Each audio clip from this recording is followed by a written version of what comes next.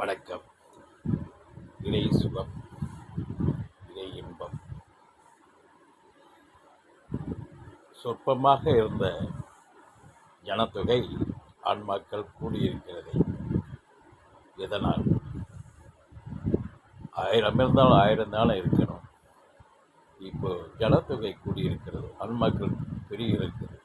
இதனால் அது எப்படி பெருக முடியும் அப்படிங்கிற ஒரு எண்ணம் அனைவருக்கும் எழுப்பும். நியாயமானது, உண்மை.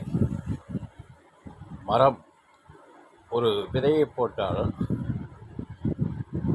மரம் காய்க்கிறது, பழமாகிறது. அதிலிருந்து பல ஆயிரம் விதைகள் திருப்பி கிடைக்கிறது.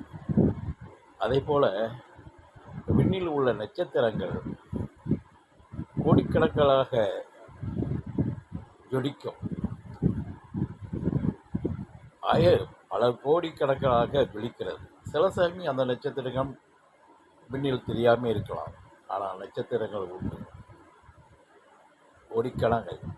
கோடிக்கணக்கான நட்சத்திரங்கள் விண்ணில் ஜொலிக்கிறது. அந்த ஜொலிக்கக்கூடிய பிரபஞ்சத்தில் ஜொலிக்கக்கூடிய ஆன்மா, ஜொலிக்கக்கூடிய நிலைதான் ஆன்மாக்கள். ஆன்மாக்களை எண்ண முடியாது, நட்சத்திரங்களை எண்ண முடியாது.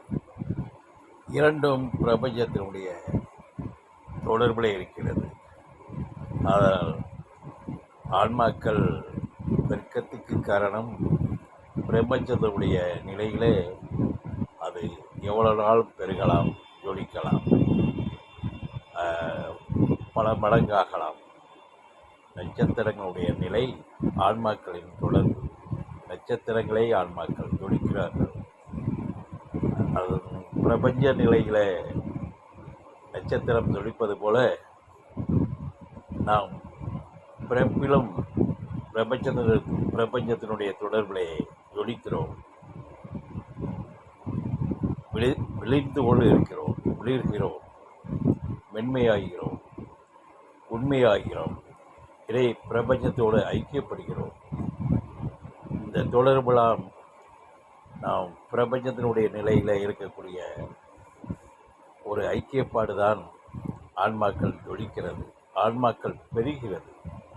ஒன்றல்ல, பல அல்ல, பல மடங்கு ஆகிறதுக்கு காரணம் நட்சத்திர கூட்டம் போல, நட்சத்திரங்களின் எண்ணிக்கையை எண்ண முடியாத கூட்டங்கள் போல நம்ம ஆன்மாக்கள் மலரும், ஜொலிக்கும். ஒரு விதையிலிருந்து பல ஆயிரம் விதைகள் உண்டாகுவது போல ஆன்மா பெருக்கம் நட்சத்திரத்தினுடைய கூட்டம். நன்றி.